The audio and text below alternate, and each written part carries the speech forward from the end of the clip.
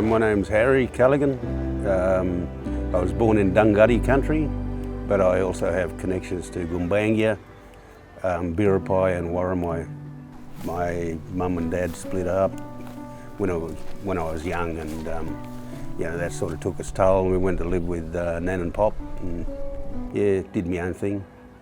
Didn't need any expensive toys, just a bush. Yeah. Oh, well, I'm the Aboriginal health promotion worker with Gandangara Health Services, Maramali. Yeah. So what I do is I develop and run programs in the community, targeting teenagers at the moment. So, get them out, get them active, get them healthy.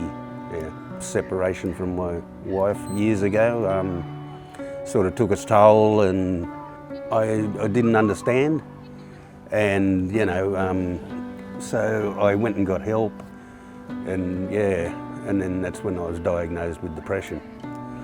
So as a typical male, I went into my own shell and hit the alcohol and didn't want anyone around. So, and that made me worse. So I just, it was hard, and now I look back, I should have got help earlier. It was a challenge just getting to sleep at night, but I guess one of the successes was that I had a job, and I just had to get up and go to work. Reconnecting with family was just one of the things that sort of helped, and sometimes I'd go, just on my own. Go out and sit on the headlands at Saltwater, or even Hathead up at Kempsey and Saltwater near Taree, and just sit there and think about things and think about cultural stuff, and that sort of gave me strength again. I used to paint before I became depressed and went through the mental health stuff, and I just stopped. I just couldn't find the energy or the will to keep painting, And someone came to me one day and said, "Oh, are you still painting?" And they said, "Oh, look, we're looking for about $600 worth of art." And I thought, "Oh, yeah, okay, yeah, some living money." So that basically sort of motivated me to get back into it. So when I did, it sort of felt good, you know what I mean? It took me from that space inside my head to just out there, because every time I paint I just drift off, and in a cultural sense.